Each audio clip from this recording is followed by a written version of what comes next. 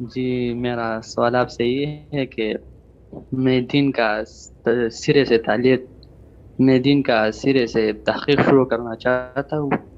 تو قرآن اور حدیث تو ہے ہی اس کے لیے، لیکن میں بنیادی چیزیں کیا ہے کہ میں اس کو پڑھوں اور شروعات کس سے کروں.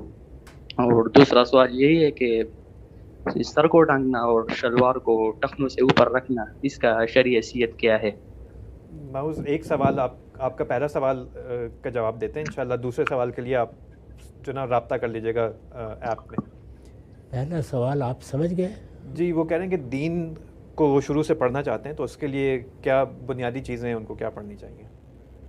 اللہ کی کتاب قرآن مجید کو پڑھیں، سب سے زیادہ اہمیت اسی کی ہے، اور اس کو پڑھنے کا صحیح طریقہ اختیار کریں. اگر کوئی تفسیر اٹھا لیں گے تو پہلے ہی مرحلے میں الجھ جائیں گے. سادہ ترجمہ قرآن مجید کا پڑھیے، پینسل لے کے پڑھیے، اور جہاں جہاں کوئی مشکل آپ کو پیش آئے، اس لیے کہ تفسیر کرنے والا تو اپنے پیش نظر مشکلیں سامنے رکھ کے تفسیر کرتا ہے. آپ کو کوئی مشکل پیش آ رہی ہے سمجھنے میں تو پہلے اس کو نشان زد کریں. اور جو ترجمہ بھی آپ پڑھنا چاہیں، اب تو ہماری اردو زبان میں بھی، انگریزی میں بھی، دنیا کی بہت سی زبانوں میں تراجم ہو گئے ہیں، اور مختلف نقطہ ہے نظر کے اہل علم کے تراجم آ گئے ہیں. جب آپ پڑھیں اور اس میں پھر کوئی مشکل پیش آ جائے تو اب جو نمائندہ تفسیریں ہیں وہ دو تین ہی ہوتی ہیں، ان کو اٹھا کر دیکھ لیں کہ اس مشکل کو کیا کسی مفسر نے سمجھا ہے جو آپ کو مشکل پیش آئی ہے. اگر وہ وہاں حل ہو جاتی ہے تو اچھی بات ہے، ورنہ اپنے زمانے کے کسی صاحب علم سے جا کے اس کو پوچھ لیں، وہ بتا دے گا آپ کو. باقی دنیا کے علم میں بھی آپ ایسے ہی کرتے ہیں. دوسری چیز ضروری ہے کہ آپ یہ جانیں کہ آپ کے روزمرہ کے معمولات میں دین نے جو سنت کے احکام دیے ہیں وہ کیا ہیں. میں نے اپنی کتاب میزان میں ان کی دوسرے تیسرے صفحے پر فہرست بنا دی ہے، اور ابھی اعتراضات سیریز میں کئی قسطوں میں اس کی وضاحت کی ہے. ایک ایک چیز کو لے کے بتایا ہے کہ یہ فہرست کس طرح ترتیب دی گئی ہے، اس میں کیا اصول کار فرما ہے.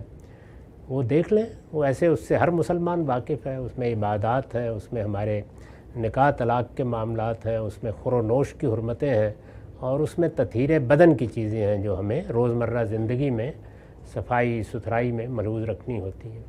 تو وہ ایک فہرست ہے، وہ سنت ہے. بس دو چیزوں پر آپ کا دین پایہ تکمیل کو پہنچ جاتا ہے. اس دین کو، یعنی جو قرآن میں اور سنت میں بیان ہوا ہے، مختلف اہل علم اپنی کتابوں میں بیان بھی کرتے رہتے ہیں. اس میں ہماری پوری مسلمانوں کی تاریخ میں تین بڑے اہل علم ہیں جنہوں نے اس پورے کے پورے دین کو پیش کیا ہے اپنے فہم کے مطابق. ان میں سے آپ تینوں کا مطالعہ کر لیں. امام غزالی ہیں، انہوں نے بڑی تفصیلی کتاب لکھی احیاء علوم الدین. وہ ذرا مفصل کتاب ہے، اور ظاہر ہے کہ وہ صوفیانہ پس منظر میں لکھی گئی ہے، تو اس میں بعض بحثیں ایسی بھی آ گئی ہیں جو شاید قابل فہم نہ ہوں. پھر انہوں نے خود خلاصہ کر دیا اس کا کیمیائے سعادت کے عنوان سے ایک جلد میں، تو آپ اس کو پڑھ سکتے ہیں. دوسری بڑی کتاب حجت اللہ البالغہ ہے شاہ ولی اللہ کی. وہ بھی دنیا کی سب زبانوں میں ترجمہ ہو گئی ہے، اور اسی پس منظر میں ہے. یعنی ہمارے ہاں جو علم کلام، فلسفے اور تصوف کی روایت قائم ہوئی، اور پھر جس طریقے سے ہمارے فقہاء نے دین کو سمجھا ہے، وہ سب اس میں بیان ہو گیا ہے. اس کو دیکھ سکتے ہیں.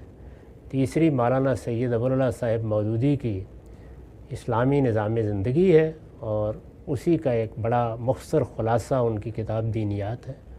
ورڈز انڈرسٹینڈنگ اسلام کے نام سے اس کا انگریزی میں بھی ترجمہ ہے. اور اگر ہمارے نقطہ نظر کو سمجھنا چاہیں تو میزان ہے میری کتاب، اور اسی کا خلاصہ ہے الاسلام. تو آپ ان چاروں کو اگر تقابلی طور پر پڑھ لیتے ہیں تو بس اسلام کا علم تو مکمل ہو گیا. باقی علم کی کوئی انتہا نہیں، ساری زندگی پڑھتے رہیے. ٹھیک ہے سر، بہت شکریہ.